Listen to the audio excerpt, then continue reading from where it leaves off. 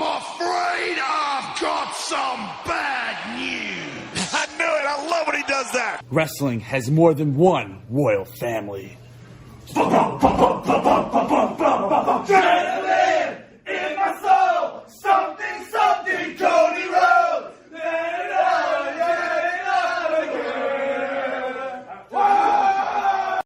I'm the tribal chief around here. Yeah, you see me, the tribal chief. That's right. Time. But let me go ahead and tell you. Shut your bitch ass up. Hello, ladies and gentlemen. Welcome to episode 466 of the Hoots Podcast. It's Friday, May 23rd, 2025. It's your leading and nefarious brother, Adam, a.k.a. Joshie Lopez. We are 34 episodes away from the final edition of the podcast of Hoots for episode 500. Do us a quick favor, if you can, please hit the like button and smash the subscribe button on YouTube if you're watching us on there. We're on the road to 1,000 subscribers, so anything on the YouTube front will definitely help us out. But I appreciate the support nonetheless. Also, make sure to subscribe to the Hoots Podcast anywhere you get your podcasts. Just type in the Hoots Podcast on Google. It's free of charge. I don't charge you anything to listen to the show, and I appreciate the support. Also, don't forget to check out my play-by-play articles in the results section of WrestlingHeadlines.com, especially coming up this weekend, because starting tonight all the way through next Wednesday, I'll be doing a transcript every single day, which I'm actually looking forward to. This is gonna be a nice slew of ROI coming after this weekend and everything. But I know that a lot of my colleagues and contemporaries like to complain that there's too much wrestling and they can't stomach 4 straight days of doing shows, whether streaming or podcasting or reviewing. Here I am doing more work than they are, actually typing out these shows, and I'm like, I don't care, give me another show to do. But, so, obviously I'm recording this on a Friday morning. We got SmackDown tonight in Savannah, Georgia. Tomorrow is Saturday night's main event, a part of a big weekend in Tampa Bay, Florida. We got the NXT pay-per-view Battleground to discuss. We'll do that this week in WWE. That's on Sunday. Memorial Day, we got Raw, obviously. We got NXT, and then we got Evolve. So, from Friday to this Wednesday, I got an article to do every single day, and I'm pretty pumped about it, to be honest with you. I haven't had this slate of shows of consecutive days since I was still doing like NWA and TNA when I was at my old apartment on Leamington. So I know it's going to be a lot of WWE content that we're getting this week, but I'm here for it. Anyways, you can check out all of my play-by-play articles in the results section of WrestlingHeadlines.com, or you can check out my own website, ProWrestlingTranscriptions.com. As we all know, man, this countdown's going by fast, and I just know that episode 500 is going to be here before you know it. So today is episode 466. We are 34 episodes away, and when I think of the number 34, there's only one person to think about. That is Walter Payton. So shout out to Sweetness. Big Chicago Bears fan here. Guys, last week I did a little experiment about, let me put like a lazy IWC clickbait headline as a test to see how many clicks and stuff I would get for the podcast. The first time I've ever done it with this show.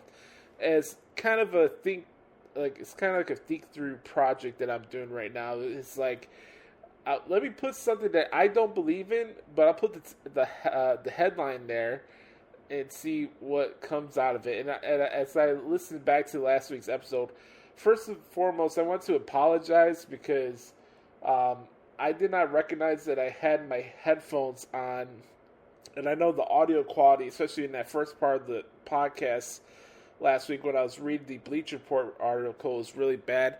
And also, where I record the podcast now, I have I have a air purifier. You may hear that in the background right now, actually.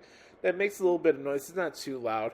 But I also didn't realize that I had my other fan on in the background. It's been really hot here in Chicago over the last week or so. Anyways, I apologize for the fact that the audio wasn't that great last week, especially during the first segment. But I guess that's one of those things. Closure is coming, man. Like, we're the countdown to 500 is getting closer and closer. My old microphones don't work anymore.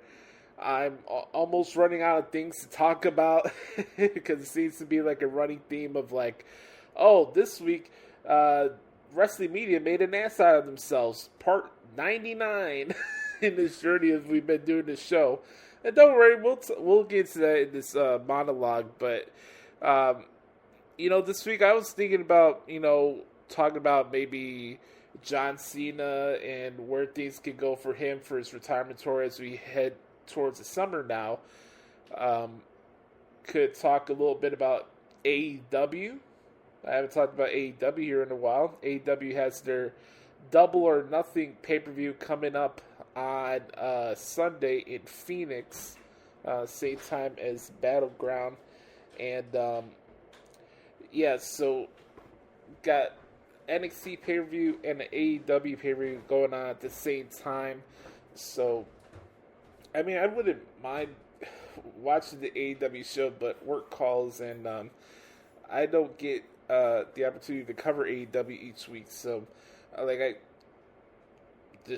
in general, I don't get the opportunity to cover those shows a lot. So, anyways, we'll get to the preview and predictions for Battleground in this week in WWE. We'll do that.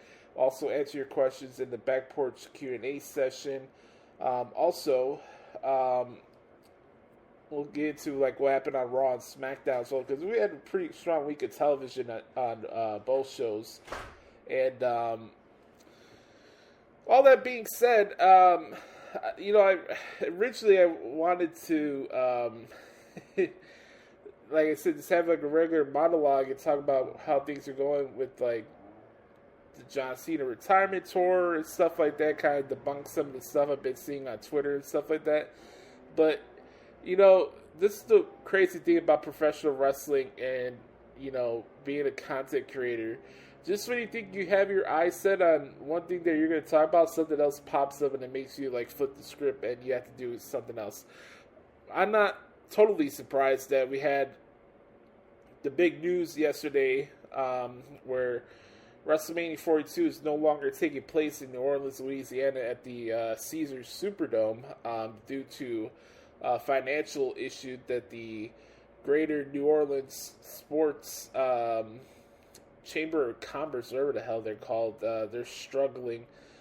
So there's a situation now, and lo and behold, the IWC is mad again at the WWE over something that's out of their control. Oh my God, The Rock. Oh, how dare they put The Rock on SmackDown to promote WrestleMania in New Orleans if the WrestleMania wasn't going to take place there in the first place? Oh my God! Like I'm really exhausted of the bitching and complaining and the excessive paranoia that comes from the IWC. Like I've had it up to here. I really did. Like, I know a lot of kids say these days about crashing out and stuff like that, but I'm getting really close, and I'm not really in the mood to yell, but yesterday I got so annoyed with just the excessive bitching and moaning and mindless takes, and Dave LaGreca always trying to get some cheap shot in towards The Rock because The Rock lives rent-free in this stupid head. Like, I've had it up to here with just the IWC in general, and the wrestling media is not helping matters either. So I didn't want to crash out and just go on a big cursing tirade. I thought to take a step back and be like, hey, you know what, Joshie? Let's do something different. How about I give you guys a spoiler of what the next week will look like in the wrestling media realm from dirt sheet reporters, podcasters, etc., and I made this an entire thread on X, which you can follow me, by the way, at the Hoots Podcast. If you like, Instagram is at Joshie Lopez Music, if you're wondering. You can read it verbatim. I wrote the entire thing, and I'll read it to you right now. So, spoiler alert. The next week in Wrestling Media /IWC goes like this. Number 1. Meltzer reports that Mania NOLA being canceled traces back to ongoing internal strife with Paul Levesque and Dwayne Johnson. LaGreca will cry and beg for The Rock to give him attention for the 100th time. Jonathan Coachman will say on his podcast with Vince Russo next week that TKO is trying to force Triple H out of his position. Meltzer will rave about how Will Ospreay will predictably save AEW at All In. We'll get a dumb comment from Disco Inferno, Dutch Mantel, Solid Monster, JD, etc. Sources tell us that Nick Khan would prefer to be a residency more than a yearly destination in different locations. Which I found funny about this one. I wrote down, literally, before I started recording this podcast today, there was this new expert from the Observer saying that WWE is planning to have multiple events in Las Vegas again. It's like clockwork. I made this thread because this is an example of how predictable the reporting is amongst my media space. And it's like, I've been doing this for so long that I know what the next week of content's going to look like and what people are going to do their big scoops on when they really don't really have scoops at all. It's really like a lot of fabricated nonsense, and then people like copy and paste each other, and there's really not a lot of actual journalism being practiced on these parts. So let's continue on. So in this thread, I put out things that you can see posted on the wrestling website or podcast. Right here, like for example, since John Cena and R-Truth are fighting each other at Saturday night's main event, I put, here's another one. Did we really need John Cena versus R-Truth? Will be a prevalent discourse amongst people on Twitter. NXT canceling their show on Tuesday at the Yuengling Center is a sign that the brand is not as hot as Shawn Michaels and company would have you believe. Observer will report that Triple H had The Rock make the Mania announcement on SmackDown in New Orleans last year. Earlier this year, just knowing that it would make him look bad once again. How about this one? Oh, big news this week. Roman Reigns is about to be filming in a new Street Fighter movie. Oh my God, Roman Reigns. Roman Reigns doesn't show up to work, right?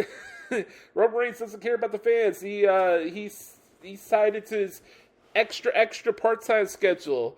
So I put in the thread here is Roman Reigns leaving WWE after 2026. Like, the fact that I'm reading this thread back, it just, it's so predictable of how the wrestling media is these days. It's really ridiculous. How about this one? Complaints about too much wrestling in consecutive days for content creators and etc. Nimrod will say that Vince McMahon is behind the creative for John Cena's farewell tour as a consultant. Meltzer will jizz over himself over AEW Double or Nothing 2025. This one continues. A website will make an article sharing a thread of wrestling takes and booking rants from a C-level actor. Meltzer will whine about Worlds Collide PLE taking place at the Kia Forum because that's the same building that AEW runs shows. The Echo Chamber will be pissed when Logan Paul wins his Money in the Bank qualifying match on Monday Night Raw. More hemming and hawing reports about the validity of the Evolution 2 PLE taking place during All In weekend. Podcasters will cry about Travis Scott appearing at Money in the Bank. Meltzer will make his case as to why TK is the Booker of the Year. Someone will say that Penta or Phoenix is buried. More Mercedes Moné, Look at Me interviews. Ricochet continues to embarrass himself arguing with Nimrods. Am I missing anything? This thread is brought to you by someone who's been in the wrestling media since 2013. I'll pose the question to you guys. Did I miss anything? Ay. All right, guys, we're gonna take our first break here. When we come back, let me address the whole WrestleMania being canceled stuff. I loved going to New Orleans for 34 in 2018. That was really a big year for me when I was really starting to make some big money, because that's right when I first started working at the my uncle's tattoo shop, and then also that was when the time I was about to get back to doing the transcripts again. So 2018 was a big year for me, and going to that New Orleans WrestleMania with Brother Carter.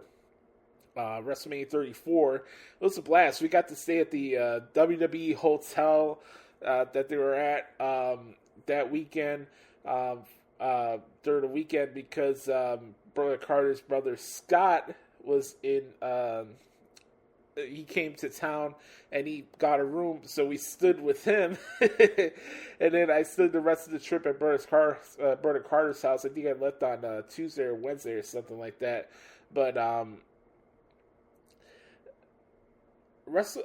being in New Orleans is a great place, and New Orleans is a great host city for WrestleMania. I am to a certain extent bummed out for the people in New Orleans that are looking forward to having WrestleMania down there. But as I always say on this podcast, and what I've been saying for years on this show since we started this in 2016, you guys really need to decide what hills you want to die on. Like, crying and moaning, and we don't need like some FBI conspiracy theory on every wrestling topic that's out there. I already know people watch professional wrestling these days as if they're a fucking inspector with inspector glasses and a yellow notepad next to them. Like,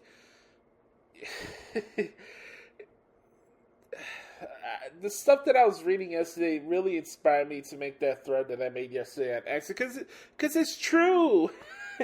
I've been in this field for 12 years now, and it's so predictable, the things that you see people go on a soliloquy about and have baseless takes and, you know, conspiracy theories. Oh, I'm sure Conrad Thompson's going to have a field day with that on all of his podcasts next week, and John Alba is going to make another case why AEW is the greatest thing since sliced bread, and, like, it just doesn't stop. It just doesn't stop. Like, it's ridiculous. So, before I have a brain aneurysm on the podcast this week, let's take a break here and we'll get to This Week in WWE. I got a piece of audio that I want to play from the Logan Paul Impaulsive podcast. We'll get to Saturday night's main event. We got Battleground. A lot of stuff to discuss here on episode 466 of the Hoots Podcast. And don't forget, we'll answer your questions at the end of the show. Make sure to follow me on Twitter at The Hoots Podcast. If I miss anything on X, if this is a thread that you'd like me to continue weekly or monthly on X, let me know.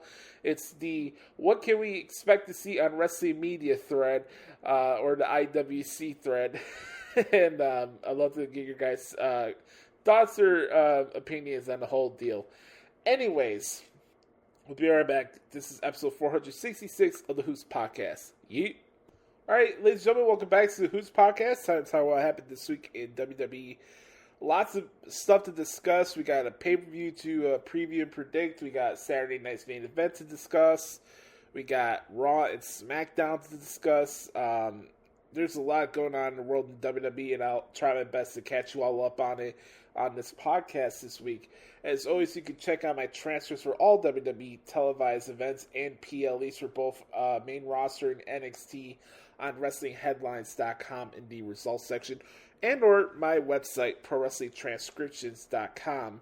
If you are a wrestling content creator, podcaster, or website that's looking for transcription work, please hit up yours truly at the Hoots Podcast at gmail.com. Serious inquiries only. Thank you very much.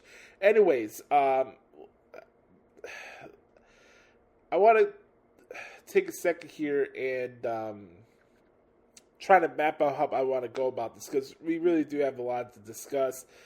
There's a lot of great matches on television this week from all the shows. Try to wrap my head on all of that, even on Evolve too. Like, if you guys haven't been watching Evolve, like, go out of your way to check it out on Tubi. It's fun. But we'll start off as we usually do, as tradition. on the podcast. It's SmackDown from the Greensboro Coliseum in Greensboro, North Carolina. We had the debut of Jeff Cobb, now known as JC Mateo, on the program. He had a match with LA Knight, very long match actually, but Mateo had his impact shown. One of the funny things for me from SmackDown last week was, they had the Bloodline kick off the show, and Jacob Fatu, he's like, I already told you, Solo, like, I'm going to do this with you or without you. And he goes in this whole spiel about Jacob Fatu, it's all gas, no brakes. He's like, he's all gas, no brakes with it. Yeah, I mean. And then Solo's like, yeah, I mean. When Solo did that, I like I tell you guys each time, when I'm doing a transfer, it's really hard for me to, like, have the inner fan of me come out or, like, openly, like, laugh because I'm supposed to focus and have tunnel vision while trying to write all this stuff down. But I had to pause my TV for 3 minutes at least because that's how hard I was laughing. Yalla-la-mean. Solo's a trip, man.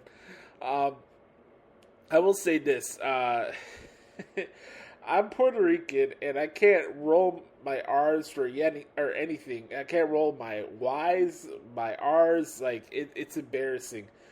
I know I'm half Italian, too, but, like, I'm Puerto Rican. I should be able to speak like my native people, man.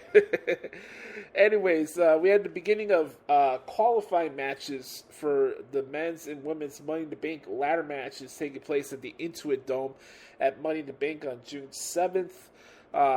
First one here, Chelsea Green, Alexa Bliss, and Michin. Alexa Bliss is your first entrant for the women's as she defeated Chelsea Green and Michin. By the way, to that Nimrod that was going on a soliloquy, saying, Alexa Bliss didn't win because she's so old. Jackass, she's the youngest performer in the goddamn match. Oh, God, people on X are so stupid, man. Yeah, I would love to see Chelsea Green win the match, too. But who knows? Maybe Chelsea Green gets in the last chance qualifier.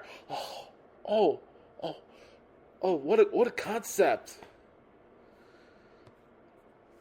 One of the best matches that I covered this week, I'll be honest with you guys, it's going to be very hard for me to pick just one match that was the best of the entire week, especially for WWE, because when you look at what we saw from Fraxium and DIY on SmackDown, holy crap, man. Give me a best of 7, 2 out of 3 falls, something. Like, Fraxium is taking on the Street Profits tonight for the WWE Tag Team titles. That's gonna be a dope match as well. But Fraxium, man, it's not hyperbole. They are the best tag team in the world. They just are. They are the best tag team in the business today. I thought Wade Barrett's sit-down interview with R-Truth was interesting. He's like, Truth, thank you for joining me. I know you're a busy man, so I'm going to get straight to it. The Backlash press conference. John Cena AA'd you through a table. What's going on between the two of you? Truth's like, Wade, life is tough. Just the constant pressure, man. The career, family, friends, bills. Regardless of what's going on in your world, you can always depend on John Cena. When you feel like you wanted to quit, what did John Cena say? Never give up. You didn't know where it was going to come. You didn't think it was going to happen. What did John Cena say? Your time is now? Hustle, loyalty, respect. Those are not just words, Wade. It's a beacon of light. And if John Cena did it, so could you. And Barrett's like, Truth, like, listen to yourself. This sounds crazy. You won John Cena the match at Backlash. You prevented John Cena from being punted. And look how he repaid you. And you want to sing that guy's praises? Truth's like, wait. John Cena won that match on his own. You don't know John Cena like I know John Cena. That man at the press conference was not John Cena. The John that I know, he wouldn't turn his back on the people that support and love him. The John that I know, he wouldn't talk about ruining wrestling, putting his friend brother through a table. I don't want to fight John, but I don't want to fight John, but if I had to beat him back into I don't want to fight John, but if I have to beat him back into his senses, then I'll do it. I'm going to do it. I already talked to Nick Aldis. It's set Saturday night's main event. John Cena is the greatest of all time, but I remember what my hero told me. Face the impossible, never give up. And regardless of what happens Saturday night, I'm going to walk out with my head held high because I'm going to live by 3 words. Hustle, loyalty, and respect. That's what's up. I don't believe John Cena is advertised for SmackDown tonight. Obviously, we're going to have John Cena and R-Truth tomorrow at Saturday night's main event. And I'm fine with it not being a non-title match. As far as this whole spiel that I've been seeing on podcasts and stuff, this was a legitimate question that I saw on a podcast last night. Is John Cena versus R-Truth a wasted match on the John Cena retirement tour? Take a deep breath there and ask yourself, answer that question that I just put out there. Is John Cena versus R-Truth a waste of John Cena's retirement tour? I'd love to see your responses because I think that's one of the stupidest questions I've seen on a wrestling podcast this entire year. What? So R-Truth's going to play no parts of John Cena's retirement tour? Right. Let's continue on. We had Aleister Black and Carmelo Hayes Part 2. Aleister Black won via disqualification thanks to interference from The Miz. The Miz is going to get... I don't know. I like having Miz on my TV screen, but this Mellow Don't Miz thing is not going to last long, and it's just like an excuse to have Miz on television, and it's not... Like, the match with Carmelo and Aleister was dope. Like, they have good chemistry with the ring with each other, but this constant stuff with Miz is not helping Carmelo as they think it is, and it's just there for me, to be honest with you. I don't know about you guys, but I kind of am interested and intrigued by this dynamic that's going on with Charlotte Flair and Alexa Bliss. I wonder if that's something where Charlotte Flair gets into the White Six vortex, where her mistakes and her karma is coming her way. Like, I could see Charlotte and Alexa having a feud with each other. I really could. Charlotte's having a women's Money in the Bank qualifying match tonight against Selena Vega and Julia. I think Julia's winning that match. I'll be honest with you. I think Julia's going to win thanks to interference from Alexa Bliss. Yeah.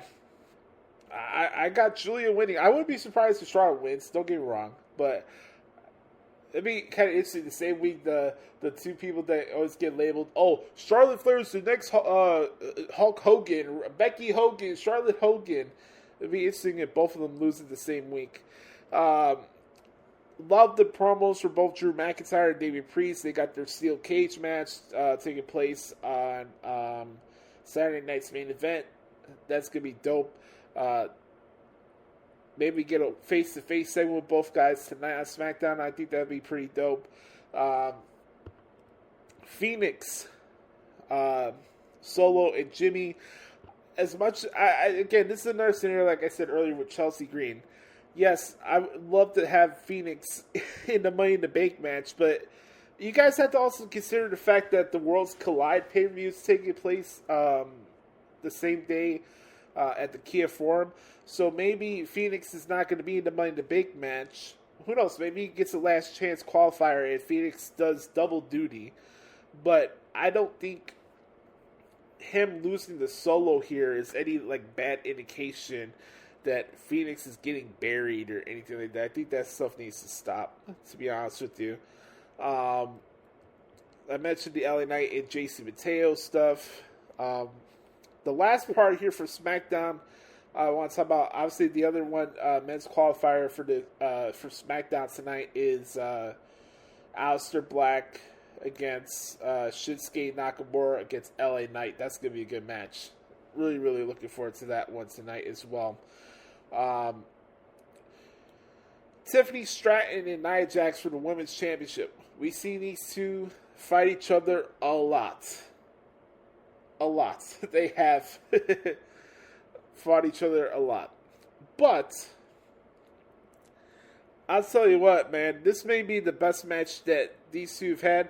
Honestly, looking back on it now, if they had this match lay out at WrestleMania, this probably should have been the Women's Championship match at WrestleMania instead of Charlotte Flair. And I know that's a lot coming from me, being a Charlotte Flair mark that I am, but this match with Tiffany and Nia was fantastic. It's probably one of the best women's matches that I've covered this year, and it was awesome. Really, really good stuff. Then we go to Monday Night Raw this past Monday from Greenville, South Carolina. And I gotta tell you what, man. Just from my years of covering so many wrestling shows, so many editions of Monday Night Raw, anytime I would see on the calendar, oh, Raw's going to the Bon Secours Wellness Arena in Greenville, South Carolina, I always been like, oh boy, this is going to be a long night. Because usually, especially like the mid-2010s, especially like when Vince was still running things, and they would have those shows in like Bumblefuck, Iowa, or Nebraska, or here, South Carolina. Like, these shows would not have good crowds at all, and it would be a chore to type out those shows. But I gotta tell you what, man, you could have Dave Meltzer, Conrad Thompson, John Alba, Solomon Monster, JD, anybody and their mother with a blue check mark tell you that the WWE product is not good right now. Vince Russo, Jonathan Coachman, etc., Dave LaGreca, because his favorite wrestler did not win the main event of WrestleMania, and The Rock lives rent-free in his fucking head. All these people can tell you for a myriad of reasons that the WWE is not a hot product right now. I say bullshit, because listen to that crowd. You have one of the worst wrestling markets on God's green earth acting that this show was WrestleMania this past Monday. My God. Like, this, from top to bottom, every segment, this crowd was into all of it. For my years of covering wrestling, I've always held down to two things. One, looking at the bigger picture, and secondly, listening to the live crowd. That's how I've always viewed or analyzed or critiqued things. If something's so obviously bad, yeah, you gotta point it out. But how I view the wrestling business is by listening to the crowd, watching the show, not tweeting, live tweeting, trying to get likes and retweets, actually watching the show, and looking at the bigger picture. And understand that this stuff is 1 week at a time. None of this stuff is linear. So we started off with Logan Paul and Gunther and Jey Uso. Here's the clip that I wanted to play from Logan Paul's Impaulsive podcast, where he discussed not only his upcoming match with Jey Uso, but a little bit about John Cena and his heel turn so far. I thought this was entertaining. I think you guys will like this. Kind of in the same way that you need to continue to step it up against people like Jey Uso, who's really making you. I know, but it was a cheap shot. And cheap shot according to who? You're the champion. Be fucking ready. Nah, he's off air, honor, doesn't matter. If I'm in the building, we got a problem. I mean, bro, you got to remember, he invented the yeet.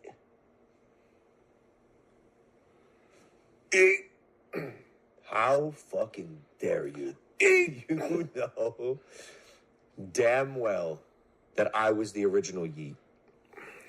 Actually, that's not even true. You know what? That's not even true. I'm not even going to take the credit because I'm that good of a guy. The original yeet came from the same place where I'm from. Motherfucking Vine. 6-second looping videos was the first time we heard yeet. Who was it? I don't know. But Shout out that fucking dude.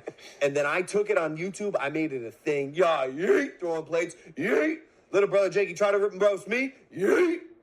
I didn't do this. I didn't do that. But Jey Uso, someone who in my opinion is very clearly a copycat. He is a person who is cosplaying a champion, has the World Heavyweight Championship, which is something that I want. because I'm in the WWE. I'm one of the biggest draws they have, if not the biggest. And the fact that I do not have a title on my waist right now is a detriment to the entire company. So yeah, I'm wrestling Jey Uso May 24th in Tampa, Saturday night's main event. And the way I see it, I think Jay is like, look, he's entertaining.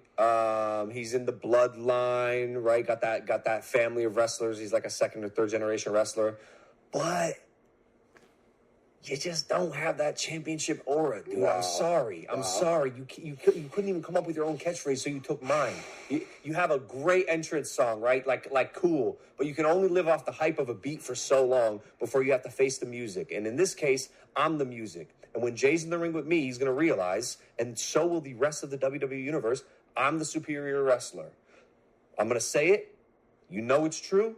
Logan Paul hate is forced. In the WWE, Logan Paul hate is forced. Well, say whatever the fuck you want about me that's negative, about my ability to wrestle, about my ability on the mic, even about my ability to become champion and beat Jey Uso. It's not true. You're lying to yourself. Well, Triple H agrees. Triple H agrees with you, Logan. My boss? Yeah, your boss agrees with you, and that's always a good thing, man. When asked about Logan being a celebrity wrestler last weekend after the backlash, Triple H said he doesn't put Logan in that category. I don't put Logan in that group, he stated. I don't see Logan as an outside celebrity that came to do what we do anymore. He's really good at this. He can talk. He's got the character, the swagger, and can perform in the ring. I look at him as a full-time, and same as I would look at anybody else. I just see him as an incredible performer. That's very nice, boss. That's very nice.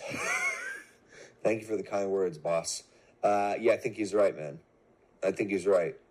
I said it. I'm a full-time WWE superstar. I'm an actual legitimate wrestler now. Keep me out of that celebrity category. It's flattering when you guys say I'm the best, but it's also not flattering at all because obviously I'm the best celebrity wrestler in the WWE, but that's just not how I'd like to be identified anymore. Even being referred to as a YouTuber now feels a little beneath me, if I'm being honest. And not even one of the smartest ones. Which is insane.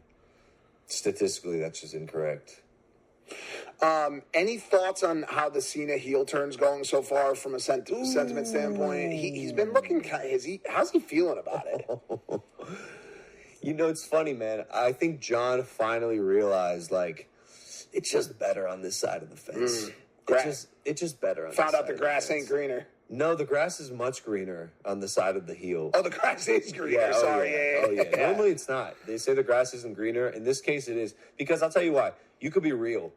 You can say what you want to say. You're not worried about always being liked or selling tickets or getting your merchandise or hitting the bottom line, or even if your boss has come to you with notes and you're like, yo, do this. You're like, bro, I'm going to do whatever the fuck I want and, like, enjoy the fucking show. And that's the wave I think John is on right now. And you know what?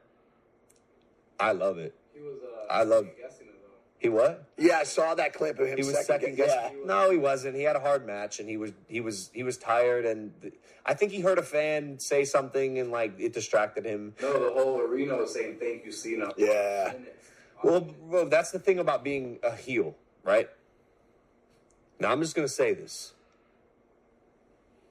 They don't actually hate you, bro. Some people might say otherwise for you. Yeah, for you, it's possible. It's forced. Yeah, it's forced hatred, bro. You don't. You're really in your seat, like this.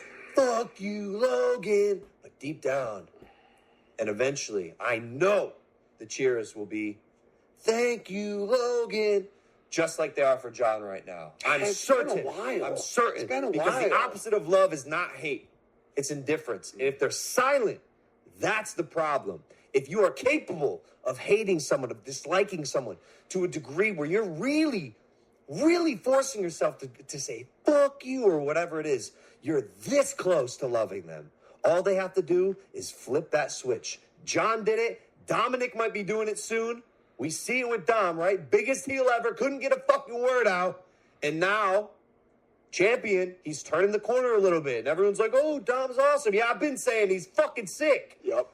Whether you're a heel or a babyface, if you are getting the crowd to react, you are sick. And John Cena is getting some of the biggest reactions he's ever had. He knows exactly what he's doing. He's puppeteering the crowd. He's playing with their emotions. He's playing you people like a fiddle. Damn. As he said, it's too easy. Wow. He speaks in rhythmic tones, and you say what? You're predictable. He knows what you're going to do. You are an instrument in John Cena's orchestra, and I'm here for all of it. That was powerful, man. All right. Shout out to Mike and Logan from the Impaulsive Podcast.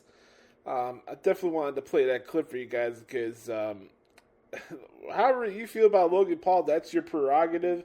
But to me, that guy is a star in more ways than none.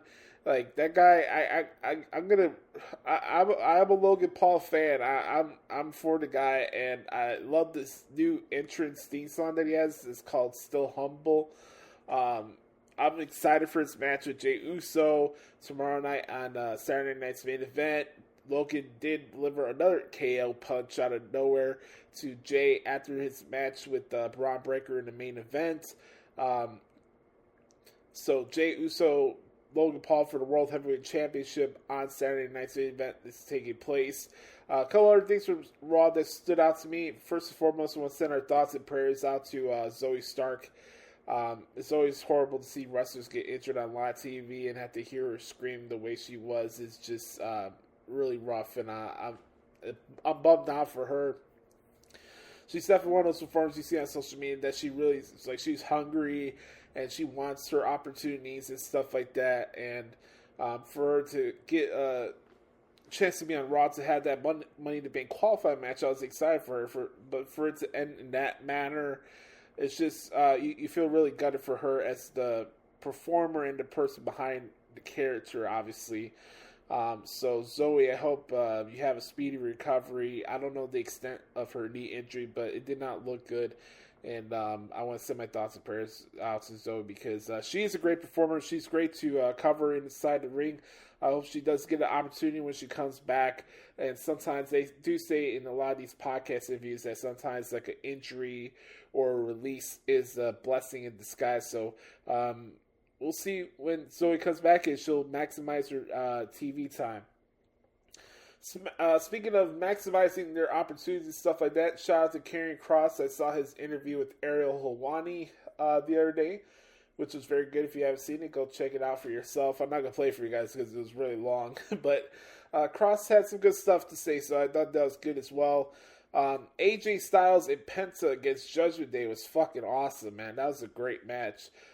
Becky against Roxanne Perez and Natalya was good. Roxanne Perez qualified for the women's Money in the Bank ladder match alongside Rhea Ripley. So we have Alexa Bliss, Rhea Ripley, and Roxanne Perez. We'll find out either Charlotte Flair, Julia, or Zelina Vega will be joining them in the women's side. On the men's side, we have Solo Sikoa in there as well. We got Aleister Black taking against Shinsuke Nakamura and LA Knight. We'll see who qualifies for that. And then the men's qualifiers for the men start on the Raw side will start this Monday. So we haven't had any men's qualifying matches for Money in the Bank yet on the Raw side.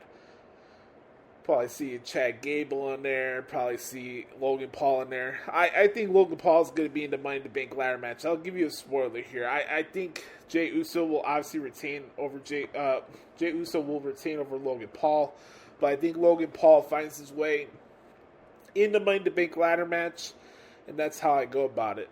So, yeah, Logan Paul all the way, 100%. I think we're down the road looking towards to having Penta against El Grande Americano probably at either SummerSlam or something like that. Like, honestly, if you want to do this right, I think you could do Penta against El Grande Americano at Worlds Collide. You could do the mask versus mask match there. I'm just throwing it out there. Anyways, one thing from Raw I wish, I know that they like getting the big pops, and Punk got a massive massive pop on Monday. And rightfully so. Punk is the GOAT, obviously. But I know this has been kind of like a repeated like thread with him and like how they use him on TV now these days. It's like you have him in the building. Like last week, he cut a promo in Louisville for like 5 minutes. He gets cut off by Seth Rollins, and Seth Rollins dominates the promo. Right? You have CM Punk in the building this week, and you only have him pop up for 2 minutes before the show goes off air to have an afterbirth brawl. I know that less is more, trust me. But, you know, we haven't really had the full CM Punk, like, pissed off promo that he wants to get off his chest and have that full Heyman exchange. Maybe we get that this Monday or something like that, but I don't know, like, I get you want to have less is more, but also at the same time to have Punk in your building and not cut a promo or a backstage something anywhere with Sami Zayn before this match, the Saturday night's main event tomorrow night, I thought it was a miss in my opinion. You have the guy there, fucking use the guy. And if he's going to cut promos on the show, have him cut a promo and not have him be cut off by Seth Rollins in 3 minutes.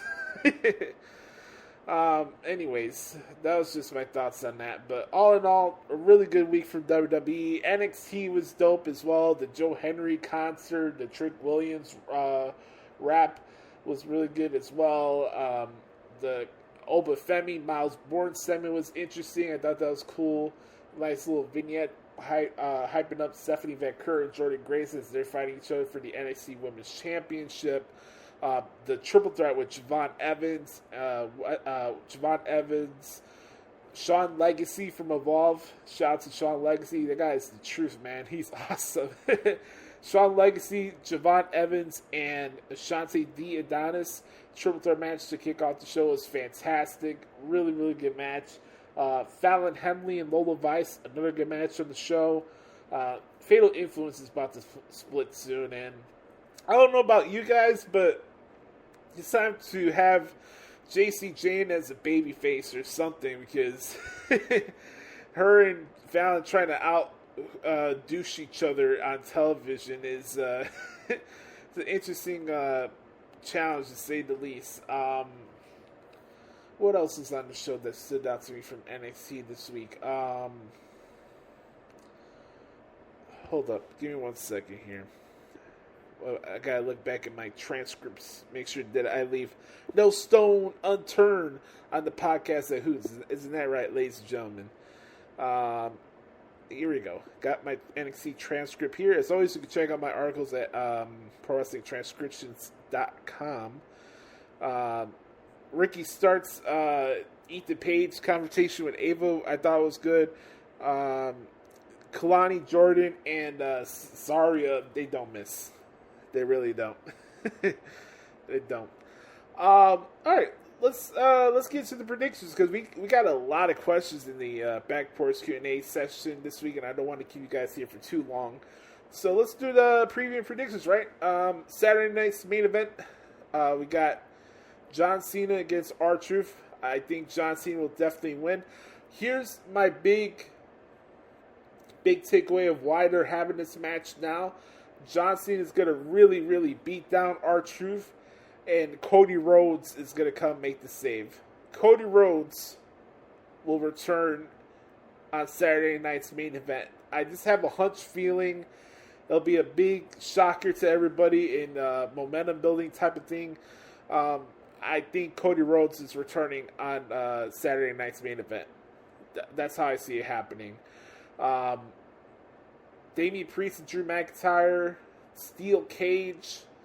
I think Drew McIntyre wins, but I wouldn't be shocked if Damian Priest wins as well. So we'll have to see how that one plays out. But I'm looking forward to it. It's going to be a dope cage match. CM Punk and Sami Zayn against Seth Rollins and Braun Breaker. As much as I hate to say it, it's going to be a bad night for my boy CM Punk. I'm going for Seth Rollins and Braun Breaker to beat CM Punk and Sami Zayn. Paul Heyman will get involved some way, somehow. Punk's urge to beat up Paul Heyman will get the best out of him, and Braun Breaker will spear him to get the victory. I know a lot of people are predicting that Sami Zayn will turn on CM Punk. I'm not saying that's not out of the realm of possibility. I could see that happening, but I think Punk's urge to get his hands on Paul Heyman or Seth Rollins is going to get the best out of him, and Braun Breaker gets a big victory on TV, pinning CM Punk. From there, we got Logan Paul and Jey Uso for the World Heavyweight Championship. I got Jey Uso retaining, and we'll have a big conversation with Jey Uso and Gunther as they'll be fighting each other on June 9th edition of Monday Night Raw from Phoenix, Arizona, which is the Raw following Money in the Bank. From there, we go to NXT Battleground, Yuengling Center in Tampa Bay, Florida. It's one hell of a drug. Florida. Okay, here we go. Here's the matches here. We'll start off with Tony D'Angelo against Channing Stacks Lorenzo, grudge match. Is this the Don Swan song? Is he going up to the main roster? I say yes. I'm going with Stacks here. He makes the victory big time. I'm going with Stacks here to beat the Don. I got Sol Ruka retaining over Kalani Jordan. I know Kalani's in this big old heel turn thing that she's doing right now where she bitches about everything every single week and acts like a Karen. But I'm going with Sol Ruka to win. Hink and Tink and Josh Briggs against the Calling. This screams a pre-show match to me. I don't know why this is on the card, but I'm sure it'll be a decent match for what it is. I'm gonna go with the Calling here. I think Spears gets a big victory, and Brooks and Jensen will get a shot at the tag titles down the road. So I'm going to go with the Calling to win that match. Open Femi gets Miles Bourne for the NXT Championship. Open Femi will retain, but I think Femi and Bourne is going to be a dope match. So be on the lookout for that one. I'm really excited for it. I think Charlie Dempsey will cost Miles Bourne the NXT Championship. From there, watch out for Jasper Troy, the monster. By the way, congrats to Jasper Troy and Tyron Maceil on winning Season 1 of WWE LFG. Jasper Troy made a big impact attacking Obafemi after his segment with Miles Bourne on NXT this week. I thought that was cool. So watch out for the monster, Jasper Troy. I got Stephanie Vancouver retaining over Jordan Grace. Gonna be a dope match, but I got Stephanie retaining in that one. That's gonna be a hard-fought battle, but Stephanie will beat Jordan Grace. In the main event, Joe Henry against Trick Williams. For the first time ever, the TNA World Heavyweight Championship will be defended on the WWE PLE. I have Joe Henry defeating Trick Williams. Believe it or not, Trick Williams is fighting Joe Henry tonight on the TNA pay-per-view in a tag team match. It's, I believe it's Joe Henry and Elijah, formerly known as Elias, taking on Frankie Kazarian and Trick Williams in a tag match. It's TNA Under Siege. Check it out on TNA Plus, Triller, something like that. But I think Trick and Kazarian will beat Joe Henry and Elijah tonight, and then Joe Henry will beat Trick Williams at Battleground. But all in all, this Battleground show is going to be good. I'm looking forward to it. I'll be covering the show live on Peacock. Don't forget to check out my work at WrestlingHeadlines.com. Before we get to the, we'll do that. We'll do that in the Back Porch Q&A segment. We'll do that in the Back Porch Q&A segment. But yes, ladies and gentlemen, that is this week in WWE. When we come back, we'll answer your questions in this week's edition of the Back Porch Q&A session on episode 466 of the Hoots Podcast. We'll be right back. Yeet. All right. Here we go, ladies and gentlemen. Time for the Back Porch Q&A session here on the Hoots Podcast. As always, you can subscribe to our podcast anywhere you get your podcast from. Hit the like button and subscribe to our channel on YouTube as we're on the road to 1,000 subscribers. We are also having our podcast being hosted on the Odyssey Creator Lab, brought to you by the Odyssey Network. That's the main place where we're keeping our domain, and that's where you're keeping to see the podcast on all of the big streaming platforms. So we appreciate Odyssey for having us on their platform as well. Before I get to the questions, as always, make sure you give a shout out to the good brothers Chris Zaletta at X-Team Zaletta24X on the Twitter machine. Throw out the X for Chris. Also at Mike Rubio at Main Event Swerve. I want to give a shout out to both of these guys because it was very close that we did not have a Back Porch Q&A segment this week because of the fact that Twitter was acting up today and the DMs were not working. But I found the messages. It's back on now. So I was wondering if we were going to have a Back Porch Q&A segment, but I found the messages here. And let's make the best out of it, shall we? And by the end, yes, I'll run through the card for Double or Nothing, because why the hell not? But anyways, here we go. Time for the Backboard Q&A segment. As always, if you want to participate in the Backboard Q&A segment, all you have to do is hit me up at Twitter at the Hoots Podcast or the Hoots Podcast at gmail.com. Here's the questions from Chris this week. Throw out the X for him. What up, Boost? Here's some questions for the Q&A this week. Which two teams would you like to see in the NBA Finals? Indiana Pacers and Minnesota Timberwolves, just to piss off the NBA corporate structure. Io Sky is having an incredible run here. Do you think she could top this current run? Is having an incredible run here. Do you think she could top this current run on her next run as champion? I'm kind of confused on the question. Are you asking if this one will be better than the one she had going into last year's WrestleMania? If that's the case, then I'd probably say yeah. I think she could. With Thekla signed, Mina signed, Willow re-signed, Sky Blue Black, do you think it's more likely Mariah May is WWE bound, maybe debuts at Evolution 2? Well, Chris, I don't know the length of Mariah May's contract that she signed to AEW. I don't have that information in front of me.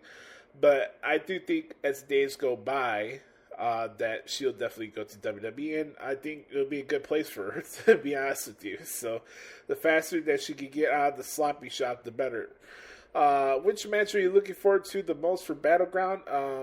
That's a good one. I'm going to go with Stephanie Van Curry, Jordan Grace from a transcript point of view, but also just as a fan, I'm also looking forward to Joe Henry and Trick Williams. But I tell you guys, don't sleep on Obafemi and Miles Bourne. That's going to be a dope match. Which match are you looking forward to most for Saturday night's main event? That's a good one. I'll probably go with the tag match, Punk and Sami Zayn against Seth Rollins and Braun Breaker. That's going to be awesome. Who will be the first Women's Evolve champion? Thank you for asking this, because I haven't had a chance to talk on Evolve on this podcast yet. Evolve is awesome. I have a blast covering it. Shout out to Rosenberg and Robert Stone. They do a good job on commentary. The show flows well. I have a blast getting to one of my favorite things, get to cover shows that see talents as they're rising up the ranks. Like I did it with AEW Dark and Elevation. I did it with the NWA USA shows. I've always been a big advocate. Even for a while, I was doing NXT Level Up until they stopped doing that show. Like, before I got furloughed, I was doing, like, Level Up every week. So, I always like covering shows to see the performers as they start rising up the ranks and stuff like that. So, I enjoy covering Evolve. And Evolve has a really good women's division. So, right now, coming up this Wednesday, we'll have the Fatal 4-Way Elimination match. We'll crown the first inaugural Evolve Women's Champion. It's Callie Armstrong against Kylie Ray, against Wendy Chu, and it's Kendall Gray, Callie Armstrong, Kylie Ray, and Wendy Chu in the Fatal 4-Way Elimination match. For me, I'm going with either Kendall Gray or Callie Armstrong. I think Callie's been having the most momentum going into this match, and Callie Armstrong's going to be a big-time player. But to make a big impact, and I think who's the face of the brand is going to be Kendall Gray. She's that good. I think Kendall Gray should be on NXT or the main roster right now. That's how good of a wrestler she is. Obviously, we'll get more time to get to know her character better and stuff like that. But Kendall Gray is, well, she's also good looking too. Her waterfall game is nothing to right. Her waterfall game is really, really good. Is what I was trying to say. Anyways, let's keep my focus here. I think Kendall Gray will be the first Women's Evolved champion. Down the line, would you add any new members to Dark State? Probably not. Probably not. I think it's all timing and placing. Unless it's something where Stax is the leader of Dark State, and that's his hit squad, I can see that. But as far as adding more members, I just not at the moment. I want to have this group develop first before we're adding more people into it. Last question here for Chris. He says, how long does one grieve over the loss of their four-legged, waggly-tailed best friend? I saw your post the other week, man. I'm sorry for the loss of your dog, man. I lost a dog about 6-7 years ago. Her name was Molly. She was a Pekingese, and I missed her dearly. It was my first dog I ever had, and my current dog Thumper is getting older. I think she just turned 7 or 8. She's a Great Dane, and I know those Great Danes don't last that long. So I know that it's gonna come. I know that news is gonna come sooner or later. I see her getting older each time I come see her in my mom's house. I can't quantify the timetable of grief when it comes to losing a pet or losing a family member in real life as a person. We all go about it in our own ways. I can't give you a direct timetable about it, man. You gotta take it on your own terms, and it's okay to cry. It's okay to bask in that grief and sadness because you cared and loved that dog. Dogs are awesome. Once I go to Florida, one of my main goals is definitely to get a dog for myself. But this is the brutal thing about life, man. This stuff is going to happen. And how I handle grief is different from other people. I don't handle with grief well. It does take me a while to get out of things, and sometimes it's even really hard for me to attend funerals and wakes. I'm not saying that I'm alone in that fact. What I mean is that I have a hard time even going to the actual thing. It's just that rough for me. I don't like facing death like that. I don't like going to wakes with open caskets and stuff like that. It just it messes with my head. And but losing a pet sucks. It's just the worst. So I'm sorry for your loss, brother. Keep your head up, as Tupac says, man. You gotta take this one day at a time. But just know that your pet is with you in spirit and right by your side whenever you're feeling down. All right, try your best to keep your head up. All right. Thank you, Chris, for the questions this week, my man. Let's see what Mike Rubio has for us this week.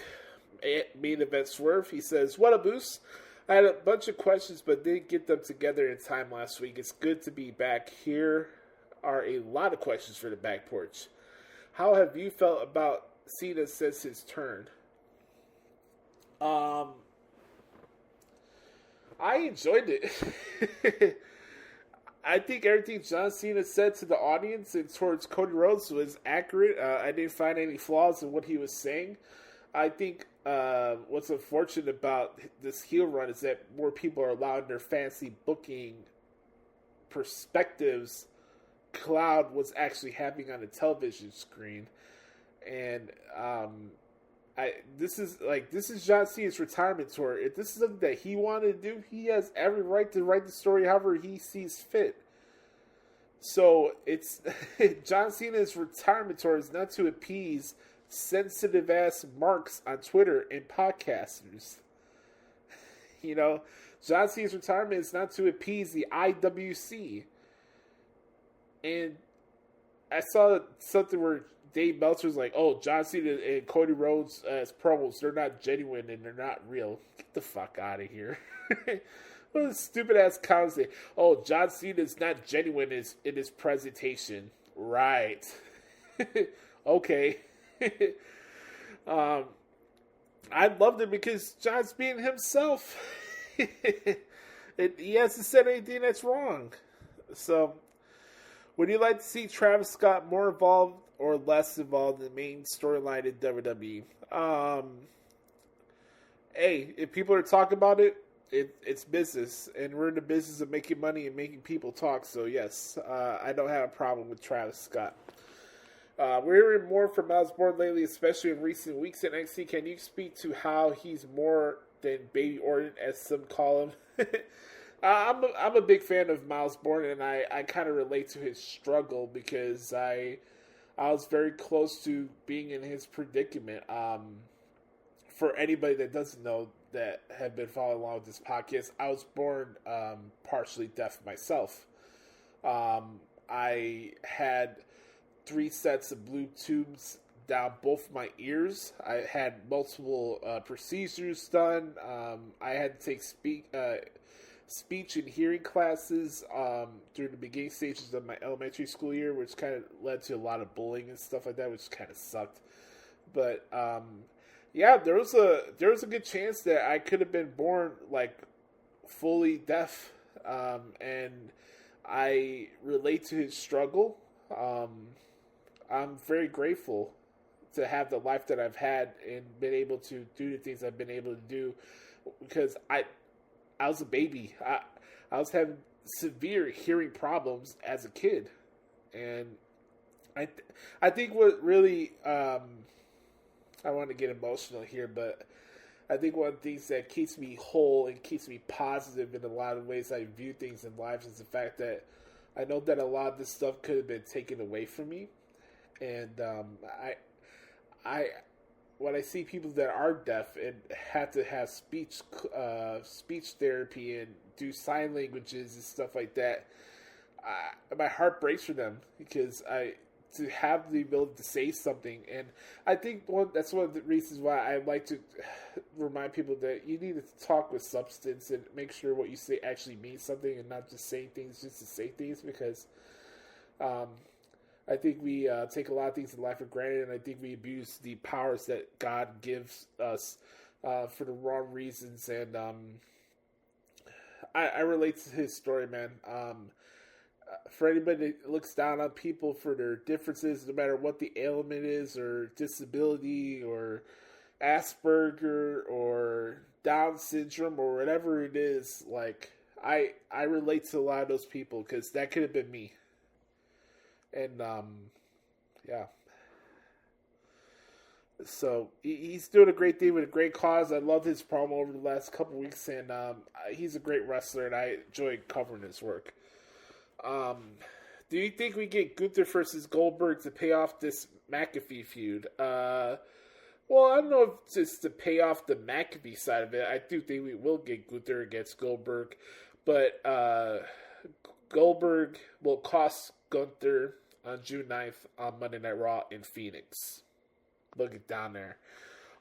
Speaking of Pat, which Raw commentator would you like to see win the friendly NBA bet? Tank Top Cole or Suit Up Pat? That's a good question. Gosh. I'm gonna go with Tank Top Cole, because I can't stand the New York Knicks, so I'm gonna go with Tank Top Cole. Also, how old were you when the Pacers or Knicks were last on a title run? I think 1999, 2000. I was 5 or 6. Yeah, I was 5 in 1999. Yeah, I was 6 years old in 2000. Other than the Nuggets, who have been in the title pitch for years, which of the 3 NBA teams left would be craziest NBA champions? The Pacers, the Knicks, or the Oklahoma City Thunder? I'm just going to go with the Pacers. I'm going to go with the Pacers, because a lot of people have been talking about the Thunder for years now. I say the Thunder on that last question, but that said, would you still feel like Chicago won the title if a team moved to a different city and won years later? I'm not sure. I don't see that happening. One, and yeah. would you still feel like Chicago won the title if a team moved to a different city and 1 year later? No, I wouldn't like that feeling. It would just feel weird. I don't know how people in St. Louis feel when they saw the Rams win that Super Bowl during the pandemic a few years ago. Like, ugh. That would not leave a good taste in my mouth, honestly. Which will happen first? The Thunder win the NBA championship or the Dallas Cowboys reaching the NFC championship game? It's tricky. No, it's not. The Thunder winning multiple championships. The Cowboys are not even close to anywhere close to becoming an NFC title contender at all. Shawn Michaels said that it's difficult to get TV time for female talent, and he tries to put 20 and 30 on TV each week. Is the number that high to you most weeks, and how do you feel? Who do you feel needs more TV time? That's a good question. No, look, Shawn Michaels. If you want my genuine opinion, and you guys know I don't really talk about booking a lot on this podcast, but if you want my opinion in my analysis hat, you want me to put my analysis hat on when it comes to booking week to week, I don't think anybody does it better than Shawn Michaels. From backstage segments, vignettes, things carrying on to other matches that show that have rhyme and reason to it, the multiple opportunities for women matches on television, and plus this is a 2-hour TV show that they put on NXT each week on the CW. He does a great job. He really does. As far as who I think needs more TV time, once they do the split, I think JC Jane either needs to go to the main roster or you showcase Fallon Henley more. Love to see a little bit more of Kendall Gray on Evolve. I tell you guys what, I'm really becoming a really big fan of Sol Ruka, and I know she's the current Women's North American Champion, but love to see her on TV more. And I can't get enough of Jada Parker for obvious reasons. So those would be my answers to those questions. But that's a great question, Mike. Really, really a great question. What do you make of released NXT talent being called too lazy after being let go? Is there anyone who you saw in NXT that fit that description? Oh, man.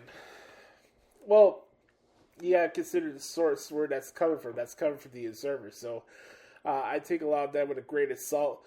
Really, there's nobody that I saw for the NXT slate that I thought were lazy or weren't improving. Like, I could understand from a certain extent with Cora Jade with her injury history and stuff like that. I could see that. Or whatever's being rumored about her being a troublemaker behind the scenes with multiple relationships and stuff like that. I'm not going to get into all that because that's really none of my business or concern. But I wouldn't say any of the performers were too lazy or anything like that, no. What do you think of Natty's new role as Maxine Dupree's ally of sorts in the low-key legend in NWA? Would you like to see more Bloodsport Natty? Well, I'll tell you what, Mike, I haven't seen much of Bloodsport, to be honest with you, but I've seen some of the promos she's done, but as far as her matches and stuff like that, I haven't time just hasn't allowed me to watch the matches, but I like what I see. I like the new edge out of her, but, you know, she's played two different masters. Natalia is a different character from Natty. I like that fact that Natty can be a different person and be her own accord on the indies, helping out other things. But when she's on WWE, she's a mentor. And I have nothing wrong with that. You want to talk about who deserves more TV time? Maxine Dupree needs to be on our TV screen a lot more because that girl's fucking hot. Is Natty a first ballot Hall of Famer to you? What about Bayley? Yes to both. It's not even close. What are some SummerSlam matches or possible matchups that intrigue you the most? Good question. I think Jey Uso against Seth Rollins for the World Heavyweight Championship. I've been saying that for months. I think Roman Reigns against CM Punk could be a possibility there. Or you could do how about this? You could do Seth Rollins and Jey Uso. You could do Roman Reigns against Braun Breaker at SummerSlam. You could do, let's see. Do CM Punk against John Cena at SummerSlam as well. You could have, gosh, golly, man. Cody. Does Cody start a feud with Randy Orton at SummerSlam? There's a lot of different possibilities, but going into SummerSlam, I think we're in for a good one at MetLife Stadium. I think by the time we get to SummerSlam, I think Rhea Ripley will get the Women's World Championship back. Either we'll get Rhea Ripley against Bianca Belair at SummerSlam, or we run it back with that triple threat match that we saw at WrestleMania, because why the hell not? I don't know if we've ever had a triple threat rematch from WrestleMania happen at SummerSlam that same year, but if you do Rhea, Io, and Bianca again at SummerSlam, I don't think anybody's going to complain about it. Those are the ones that come off the top of my head. Mike says here, imagine being Dominic in storyline for a second. Who you pick to run with? Roxanne Perez and her chicken tendies, or sticking with Mommy Rhea? Man, that's a tough question, man. It's like Rhea Ripley's a treasure trove, but also Roxanne Perez is really good on her own accord too. Fuck, man. Well, I guess this is going to show me as who I am, but I'm going to go with Roxanne Perez and the chicken tendies. I am a man-child. Like, if I go to a restaurant, I will get chicken tendies and macaroni and cheese, so I'm going to go with Roxanne Perez and the chicken tendies. Also, Dominic claims, not necessarily in storyline, that he is bigger than Rey Mysterio ever was. Is he getting ahead of himself a bit there? No, he's playing his character. I wouldn't take that too seriously. Finishing off with 2 music questions. Have you heard anything from Sleep Token? The vocals sound like Russ, but it literally combines lullaby music, elements of reggaeton, and industrial rock. It is wild. Honestly, no, Mike. I kind of distanced myself kind of from the heavy edge rock and metal stuff that I used to listen to a lot when I was in high school. If anything new comes out from like Slipknot or Tool, I'll check that out here and there, or Metallica. But the only thing I've heard about Sleep Token was that The Miz listens to it. I haven't had a chance to listen to the music, so I can't come out here and give you an honest opinion about it or any judgment on it. But I'll check it out when I get a chance, for sure. What is the collaboration that stands out for you for 2025? Mine is Bailey Zimmerman and Big X, the Plugs, all the way. Or who would you like to see collab in this age of collaboration? Good question. There's one I saw this morning with Scotty McCreery and Hootie and the Blowfish for their song Bottle Rockets. Very, very good romantic song for the summertime. Very, very good song. Bottle Rockets with Scotty McCreery and Hootie and the Blowfish. Also, who I would like to see as a collaboration, I would love to see Brett Young and Carly Pearce. Those are 2 of my favorite country artists, so I'd love to see Brett Young and Carly Pearce do a song with each other. I asked a lot, but I appreciate you answering everything as you can, as always. Take care and have a great start to the summer. Likewise to you, good brother. I appreciate the support. And that's going to put a ribbon on the bow on this week's edition of the podcast at Hoots. I want to thank Mike and Chris for the awesome questions this week.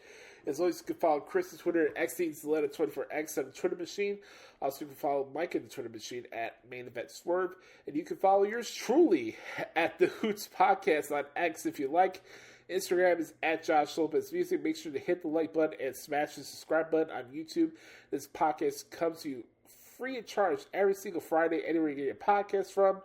We're on the road to 1,000 subscribers on YouTube. I love and appreciate the support. Any way you can help out with the Hoots Podcast, it really means a lot to us. Make sure to check out all the transcripts that I'll be doing for wrestling headlines this weekend. Check that out in the results section of WrestlingHeadlines.com. Oh, I forgot one more thing before we get to plugs. There's another pay-per-view taking place on Sunday. It's AEW Double or Nothing. So let's rev it up here, ladies and gentlemen. Let's do this in excrement style, shall we? Here we go, ladies and gentlemen, in a 5, 4, 3, 2, 1. AEW Nothing's live from the Desert Diamond Arena in Phoenix, Arizona. Here's your matches first. On the pre-show, it's Megan Bayne and Penelope Ford taking on a team of Anna Jay and Harley Cameron. First, Women's Owen Hart Final Foundation Cup Tournament. Hold up. Let's do this again. 5, 4, 3, 2, 1. Coming to you live from the Desert Diamond Arena in Phoenix, Arizona is 2025 edition of AEW Double or Nothing. Here's your matches. First, Megan Bayne and Penelope Ford takes on a team of hot-ass Anna Jay and Harley Cameron. Next, 2025 Women's Own Heart Foundation Cup Tournament Final, which features Mercedes Moné taking out Jamie Hayter. The winner earns an AEW Women's World Championship match at All In. Next, the match for the AEW World Tag Team Championship. It's the Hurt Syndicate taking on the Sons of Texas, Dustin Rhodes and Sammy Guevara. Next, the match made official last week on Dynamite for the AEW Women's World Championship. It's Timeless Toni Storm taking on Mina Shirakawa. Next, the tag team match made on Collision, also on TNT. We have FTR Stokely Hathaway taking on Daniel Garcia and Nigel McGuinness. Next, the match, it's a stretcher match. It's Ricochet against Mark Briscoe. Next, it's Macho in the arena. It's Kenny Olivier, Swerve Strickland, Willow Nightingale, and the Ops taking on the Death Riders and the Young Bucks. Next, the match made official on Dynamite this week for the AEW Continental Championship. It's Kazuchika Okada taking on Speedball Mike Bailey. We have a trios match made on Collision last night. It's the Paragon, Adam Cole, Kyle O'Reilly, and Roger Strong taking on the Don Callis families, Kanose Nakeshita, Kyle Fletcher, and Josh Alexander. Next, in our main event, it's the 2025 Men's Own Heart Foundation Cup Tournament Final. It features Will Ospreay taking on Hangman Adam Page. The winner takes on Jon Moxley for the AEW World Championship at AEW All In. Make sure you get your tickets right now at AWTIX.com. Repeat, that's AWTIX.com. Whew. I haven't done that in a while. Anyways. Oh, man. Alright, guys. I'm exhausted. Time to put a ring on the ball on this podcast here. Make sure to follow me on Twitter and Instagram. And don't forget, be the authentic product that is yourself. Remember, nobody dictates the pace of your life for yourself, the man upstairs. I'm Joshie. This has been episode 466 of the Hoots Podcast. As the countdown to 500 continues, we go from 34 episodes left, now we're down to 33. I love you guys. Have a wonderful weekend. Enjoy Battleground. Enjoy Saturday night's main event. And enjoy your Memorial Day weekend, ladies and gentlemen. We'll talk to y'all next week. Yeet. Bye-bye, bitch.